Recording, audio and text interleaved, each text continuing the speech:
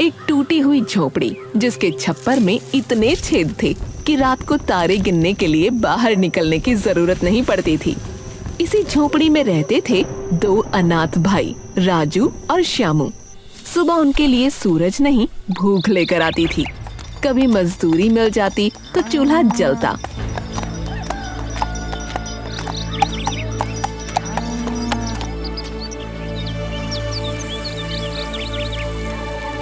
कभी काम नहीं मिलता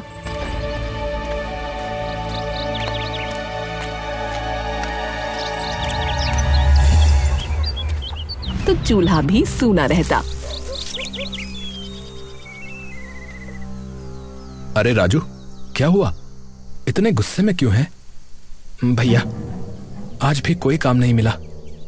लगता है भगवान चाहते हैं कि हम उन्हीं के पास आ जाएं। अरे अरे भगवान को मत कोस रे, सब ठीक हो जाएगा। हाँ भैया, सब ठीक हो जाएगा, पर हमारे मरने के बाद। अरे अरे देख, मुझे बोझा उठाने से 50 रुपए मिले हैं। आज का काम हो गया। अरे भैया, वाह, बहुत बड़ा तीर मार लिया आपने। राजू तेज दिमाग वाला था और उसी का उसे घमंड भी था, लेकिन ये दिमाग उसे कोई मदद नहीं कर पा रहा था। श्यामू इसके उलट था, ज्यादा बोलता नहीं था, पर जो देखता, जो सुनता, वो उसके मन में जम जाता था, जैसे पत्थर पर लकीर। देख लेना श्यामू भैया, एक दिन मैं बड़ा व्यक्ति बनूंगा। ये झोपड़ी, ये भूख, सब पीछे छूट जाएगा। मुझे बस एक मौका चाहिए अपना मस्तिष्क चलाने का। बड़ा व्यक्ति बनने से ज्यादा महत्वपूर्ण है अच्छे आदमी बने रहना। अरे भैया, आप भी अजीब हो, बस साधु संतों वाली बातें करते रहते हो।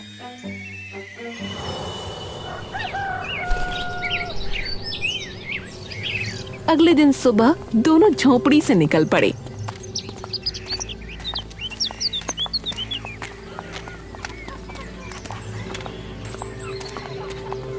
इस बार दिशा बदल दी थी, दूसरे राज्य की ओर।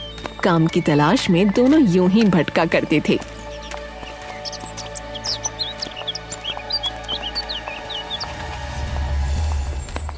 अगर आज कुछ ना हुआ ना, तो वहीं के वहीं प्राण त्याग दूंगा, बता रहा हूं। अरे चुप रह, तू बहुत फालतू बकवास करता है। शुभ शुभ नहीं बोला जाता तुझसे। अरे भैया, शुभ शुभ हो भी तो तभी तो शुभ शुभ बोलूं। शुभ शुभ बोलेगा तो शुभ शुभ होगा, समझा? वाह भैया वाह। रास्ता लंबा था, कदम भारी, पेट में भूख थी पर आंखों में उम्मीद। धूप सिर पर थी और सड़क पर सन्नाटा। तभी मोड़ पर एक बूढ़ा आदमी खड़ा मिला।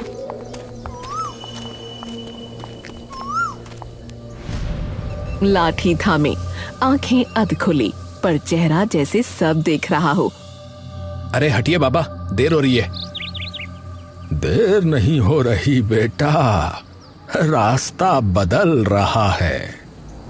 अरे आप रास्ता बदलो, लेकिन हमारा रास्ता तो छोड़ो। बूढ़े ने राजू की बात नजरअंदाज करके बोलना शुरू किया। आवाज में न डर था न लालच, बस एक ठहराव था। तुम दोनों का रास्ता एक ही जगह से मुड़ेगा। एक आगे जाएगा, एक पीछे रह जाएगा, पर जो पीछे रहेगा वही आखिर में सच देखेगा। राजू के चेहरे पर हंसी तैर गई, ऐसी हंसी जिसमें भरोसा नहीं, मजाक होता है। वाह बाबा वाह, आजकल भविष्य भी रास्ते पर खड़ा होकर बांटा जा रहा है? हमें कार्य चाहिए, काम, ये कहानी नहीं। मुझे तो जिसके चेहरे पर जो दिखाई देता है मैं वो पढ़ देता हूं। तुम मानो या ना मानो। अच्छा, तो ये बताइए कि मैं कब मरूंगा?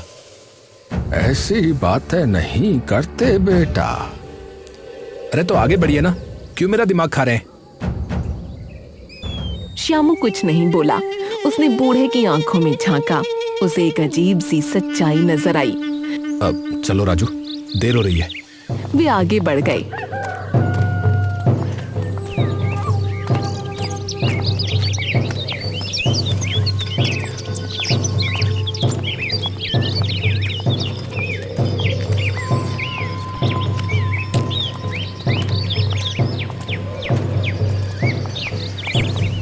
पीछे बूढ़ा रह गया, पर उसकी बात दोनों के दिमाग में चलती रही। एक आगे जाएगा, एक पीछे रह जाएगा।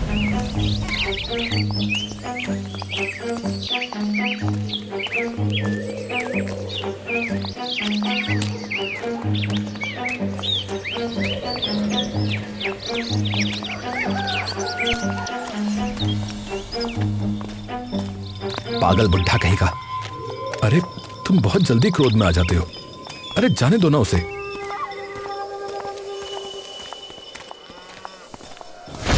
उसी दिन राज्य में हलचल मच गई। गली गली एक ही बात फैलने लगी, राजा कुछ बड़ा ऐलान करने वाला है।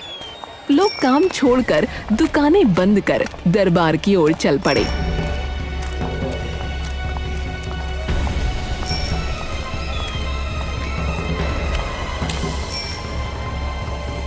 अरे अरे भाई, सुना है इनाम मिलेगा। हैं? क्या कहा, इनाम? अरे हाँ भैया, इनाम। मैंने तो सुना है राजा खुद परेशान है।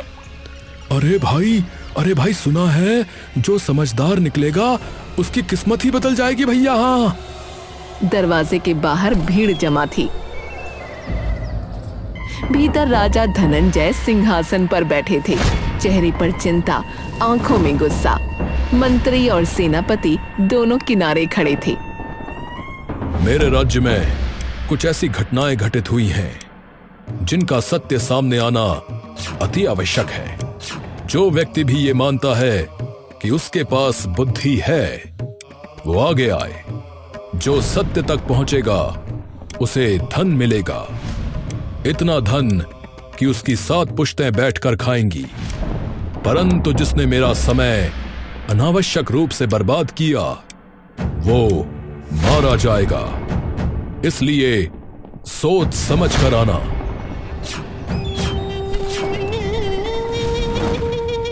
राजू की आंखों में चमक आ गई। यही मौका था, यही वो दिन जिसका सपना वो रातों में देखता था।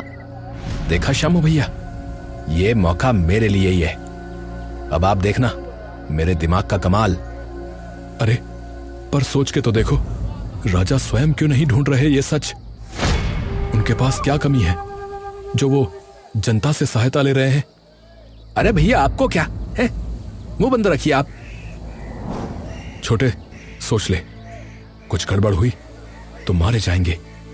अरे नहीं होगी, चलो भी। फिर दोनों महल के भीतर पहुंच गए।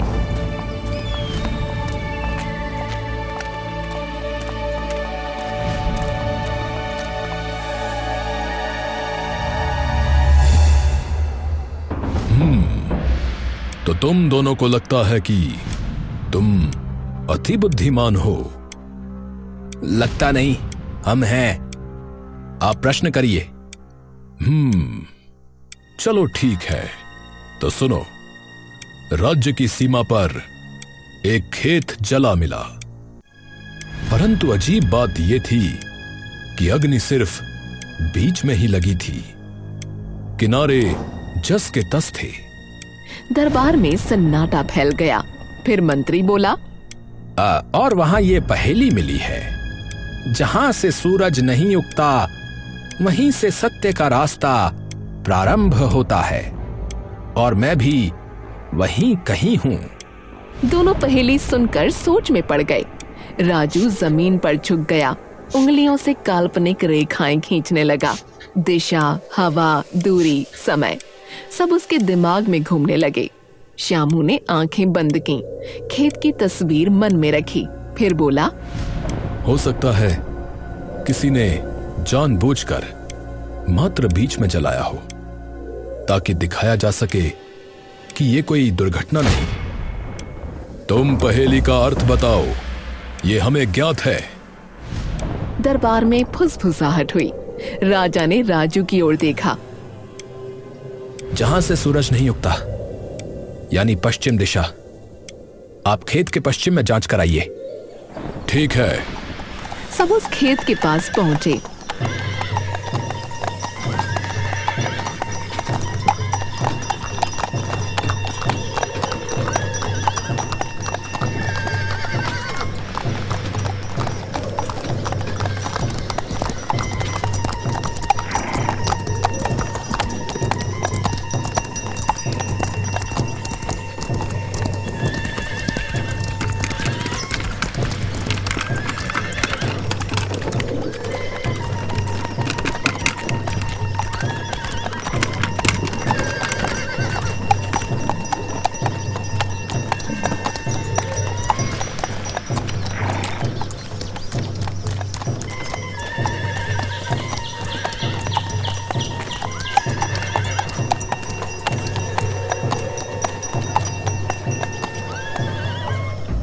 राजू देखते ही बोला, पश्चिम में तो ये पुराना मील पत्थर है, इसे हटाओ। उसे हटाया गया तो उसके नीचे से एक पन्ना मिला जिस पर लिखा था, पहली पहेली सुलझ गई। लगता है महाराज आपको कोई समझदार इंसान आखिर मिल ही गया। ये कैसा हास्य है? हमारे साथ ये सब करने का दुस्साहस किसने किया?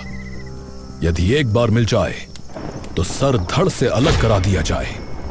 शांत हो जाइए महाराज, पहेलियां हल होते ही उसका पता चल जाएगा। पर उसने ये क्यों लिखा कि मैं भी वहीं कहीं हूं? उसकी बात पर किसी ने ध्यान नहीं दिया और सब चल पड़े।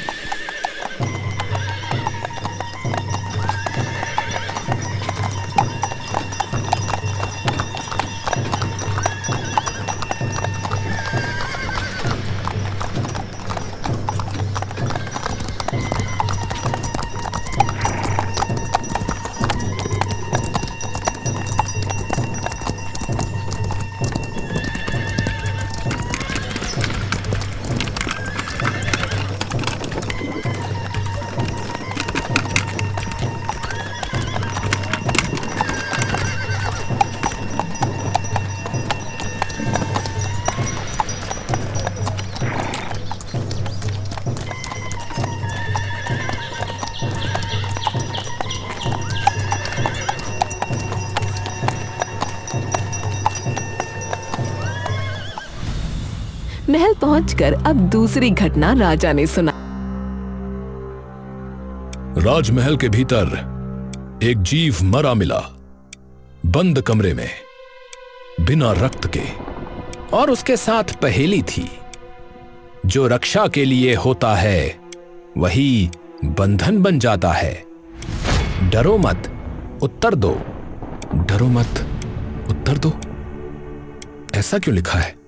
राजू ने पल भर नहीं लगाया और चिल्ला पड़ा, ताला ताला ताला वैसे तो सुरक्षा के लिए होता है, पर आपको कहीं बंद कर लिया जाए तो कैद बन जाता है। पर यहां ताले का क्या अर्थ? तुम भी कुछ सोच लो श्यामू, या सब कुछ राजू ही करेगा? लगता है तुम मात्र मेरा समय बर्बाद करने आए हो। नहीं महाराज, अगर ताला सही उत्तर है तो हमें कोई ताला खोलना होगा जो रक्षा के लिए भी हो और बंधन भी बन जाता हो। अरे देखो, अरे इस जीव के गले में कड़ी और ताला है, इसे खोलो। हाँ, पर ताले की चाबी कहाँ है? सब चाबी ढूंढने लगे, लेकिन श्यामू ने ताला हिलाया और उसकी चाबी वाली जगह से एक पर्चा निकला जिस पर लिखा था, अगर ये पढ़ रहे हो मतलब पहेली हल हो चुकी है। अरे यार, ये श्यामू को कैसे मिल गया? अति उत्तम, परंतु अभी तक ये करने वाले का कोई पता नहीं चला। पता चल जाएगा महाराज, आप अगली पहेली बताइए। राजा धनंजय ने राजू और श्यामू को देखा, फिर हाथ उठाकर इशारा किया। माहौल ऐसा था जैसे किसी ने कहानी को बीच में रोक दिया हो। आज के लिए इतना ही, तुम दोनों जाओ, कल फिर दरबार में आना। ठीक है महाराज, महाराज की जय हो। ठीक है महाराज, प्रणाम। राजू का सीना फूल गया, चेहरे पर वही आत्मविश्वास जो जीत से पहले आता है। श्यामू ने सर झुकाया और चुपचाप बाहर की ओर चल पड़ा। शाम को वो उसी टूटी झोपड़ी में थे। राजू बस शेख ही बघारने में लगा था। हाँ, देखा आज मैंने कितना अच्छा किया। कल तो खेल ही समाप्त हो जाएगा। मुझे लगता है मुझे बहुत सारा धन मिल ही जाएगा। पर भैया, आप फिक्र ना करना, मैं आपको मरने नहीं दूंगा, ठीक है? आप बिल्कुल भी चिंता ना करना। राजू बोलता जा रहा था, जैसे हर शब्द से अपनी ऊंचाई नाप रहा हो। श्यामू जैसे किसी सोच में डूबा हुआ था। अरे अरे श्यामू भैया, क्या सोच रहे हो? वैसे एक बात कहूं, यह मौका आपके लिए था भी नहीं, ये मेरे लिए बना था, मेरे लिए। प्रश्न पूछे जा रहे हैं और उत्तर मेरे पास है। ऐसे मौके बार बार नहीं आते। श्यामू ने सिर उठाया, बोला नहीं, पर उसने 3 बातें नोटिस कर ली थीं। पहेलियों की भाषा राजकीय है, अर्थात ये कोई अनपढ़ या आम व्यक्ति नहीं है। और ये घटनाएं सुनते वक्त महाराज कहीं भी हैरान नहीं थे, न दुख, न क्रोध और न ही हैरानी। और हर पहेली सीधे राज्य की व्यवस्था पर उंगली उठा रही थी। सीमा की सुरक्षा और राजमहल में राजा की सुरक्षा। अरे क्या सोच रहे हो भैया? अब कुछ नहीं, बस सोच रहा हूं कल क्या होगा। कल मेरी विजय होगी, और क्या होगा। अगली सुबह दरबार लगा भी नहीं था कि तीसरी घटना हो गई। अचानक शोर मच गया। दरबार के बाहर राजस्व के कागज हवा में उड़ गए, कुछ फटे हुए, कुछ बदले हुए। मुहरें आधी मिट चुकी थीं। अरे कागज बिखर गए हैं, पर ये तो पूरी तरह से सुरक्षित थे। लगता है किसी ने जानबूझ के छेड़छाड़ की है, पर इतना भीतर आकर ये सब कौन कर रहा है? कोई पहेली है? हाँ, एक पत्र सीधा मेरे हाथ में उड़कर आया है। जो लिखा सबसे अधिक जाता है, वही सबसे कम पढ़ा जाता है। राजू आगे बढ़ा और चिल्लाया, अरे ये तो बहुत आसान है। कर और हिसाब जो लिखा जाता है, पर कोई पढ़ता नहीं। सबको लगता है सही ही लिखा होगा। सही उत्तर, क्योंकि इसका उत्तर पहेली लिखने वाले ने उसके पीछे ही लिख दिया था। मैं तो बस तुम्हारा मस्तिष्क देख रहा था। तुम बुद्धिमान हो, पर यह शामू बिल्कुल बुद्धिहीन लग रहा है। महाराज, मैं ये सोच रहा था कि राज्य के सारे कागज उड़ रहे थे, पर आपको पहेली की चिंता थी। ऐसा क्यों? उत्तर नहीं दिया और उल्टा तुम मुझसे प्रश्न करोगे। अरे श्यामू भैया, अरे पहेली हल नहीं कर सकते तो कम से कम चुप तो रहो। श्यामू चुप हो गया। राजू को लगा वो जीत रहा है। अब तो साफ है, पुरस्कार मेरा है। पहली घटना राज्य की सीमा पर खेत राजा का था, किसी आम किसान का नहीं। दूसरी घटना राजमहल के भीतर, वो भी राजा के शयन कक्ष में। तीसरी घटना राज्य के कागज। ये काम कोई आम व्यक्ति भला कैसे कर सकता है? मुझे तो बस ये समझ में नहीं आ रहा। तभी राजा ने राजू से कहा, तुमने स्वयं को सिद्ध किया है, अब अंतिम परीक्षा है। राजा ने एक रेशम का लिफाफा आगे बढ़ाया, हल्का, न कोई मुहर न कोई निशान। यह अंतिम पहेली विशेषकर तुम्हारे लिए, श्यामू को न बताना। बहुत बहुत धन्यवाद महाराज, मैं इसको भी हल कर दूंगा महाराज।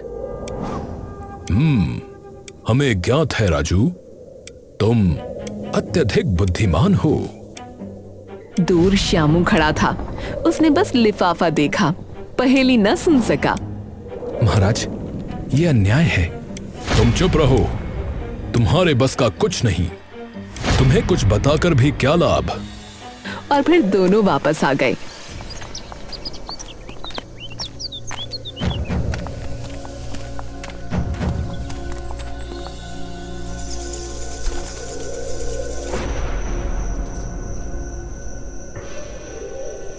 उस रात श्यामू सो नहीं सका।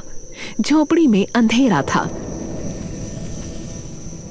पर उसकी आंखों में एक ही चीज चमक रही थी, रेशम का वो लिफाफा, वो रंग, वो मुलायम चमक, वो बुनी हुई सतह। उसने शब्द नहीं देखे थे, पर लिफाफे को देखा था, और वही देखना काफी था। रेशम हर किसी के बस का नहीं होता, मैं ये जानता हूं। बाजार का रेशम अलग होता है, थोड़ा कड़ा, थोड़ा चमकीला। पर वो लिफाफा वैसा नहीं था। वो ठीक वैसा था जैसा राजमहल के भीतर पहना जाता है, जैसे शाही कपड़ों से काटा गया हो।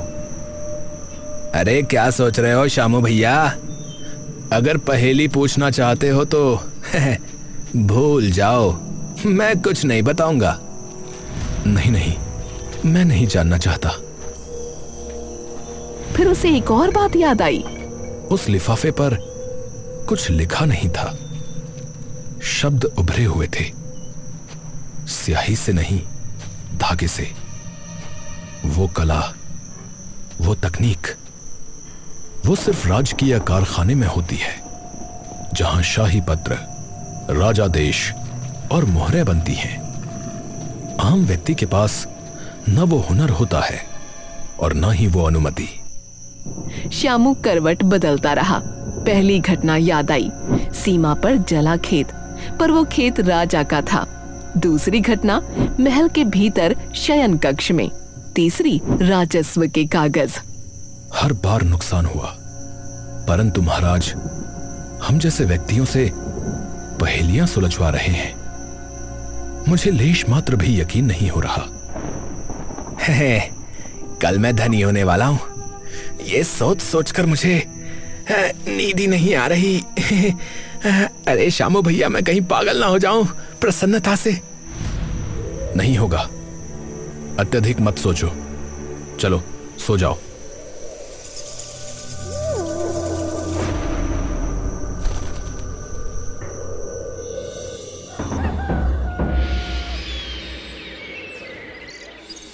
अगली सुबह दरबार पूरा भरा था। मंत्री, सेनापति, चुने हुए लोग। राजा धनंजय सिंहासन पर बैठे थे, शांत, स्थिर, जैसे पहले से जानते हो कि अब क्या होगा। सामने राजू और श्यामू खड़े थे। राजू आखिरी पहेली का जवाब दे चुका था। अब जब सारी पहेलियां सुलझा ली गई हैं, तो ये बताओ, ये सब किसने किया? अपराधी को मेरे सामने प्रस्तुत करो राजू। राजू का दिल तेज धड़कने लगा। जवाब उसके पास थे, संकेत भी, पर नाम पर उसका दिमाग रुक गया। उसने इधर उधर देखा, फिर नीचे। मैंने पहेलियां हल की हैं, पर ये करने वाला कौन है? मुझे नहीं पता। ऐसा तो कोई साक्षी नहीं मिला। राजू चुप हो गया और दरबार में सन्नाटा छा गया। क्या कहा? तो मैं तुम दोनों को मृत्यु के घाट उतार दूंगा। सबसे महत्वपूर्ण बात थी अपराधी का पता लगाना। उसका तो तुमने कुछ नहीं किया, मात्र पहेलियां ही बूझते रहे। अरे पर महाराज। चुप रहो। तभी श्यामू आगे बढ़ा। राजू ने उसे रोकना चाहा, पर वो रुका नहीं। ये सब स्वयं महाराज ने ही किया है। दरबार जैसे हिल गया। अरे ये क्या दुस्साहस है? अरे राजा पर इल्जाम। अरे ये क्या हो गया? अरे भाई, ये क्या कह दिया? ओह, जब कुछ समझ में ना आए तो महाराज पर उंगली उठा दी। सेनापति का हाथ तलवार के हत्थे पर चला गया। संभल कर बोलो। राजा ने हाथ उठाया। एक इशारा, शोर थम गया। उनकी आंखें श्यामू पर टिक गईं। तुम्हें मुझ पर शक क्यों है? क्योंकि जो मैंने देखा वो किसी और के बस का नहीं था। आपके अपने स्वयं के खेत में आग, आपके शयन कक्ष में मरा हुआ जीव, राज्य के पत्रों का निकलकर उड़ने लगना, और फिर अंत में ये रेशम का लिफाफा, गुदे हुए शब्द। ये कला मात्र राजकीय कारखाने में होती है।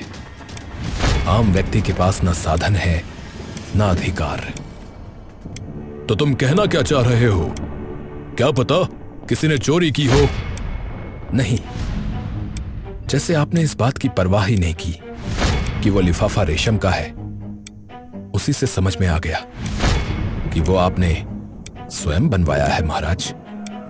अच्छा, तुम बहुत अधिक नहीं बोल रहे हो। मैं तुम्हारी गर्दन धड़ से अलग कर दूंगा। नहीं सेनापति, रुक जाइए।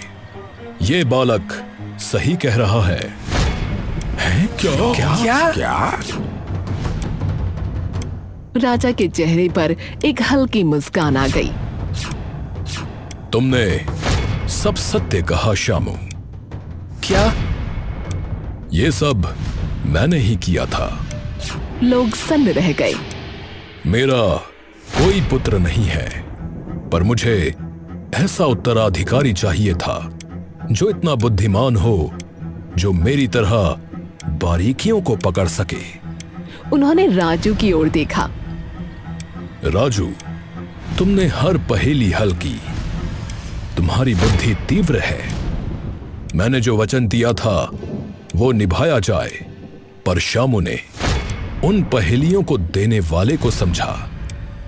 राज्य को ऐसे ही राजा की आवश्यकता होती है। हे भगवान, हे भगवान, ये क्या हो गया? अर्थात मैं राजा बनूंगा। बनोगे नहीं पुत्र, बन गए। मेरे साथ साथ अब से तुम भी राजपाट संभालोगे, और मेरे जाने के बाद मात्र तुम। राजू को धन मिला और श्यामू को राज्य के राजा का पद। जहाँ कभी एक बूढ़ा ज्योतिष खड़ा था, उसकी बात पूरी तरह सच हो गई।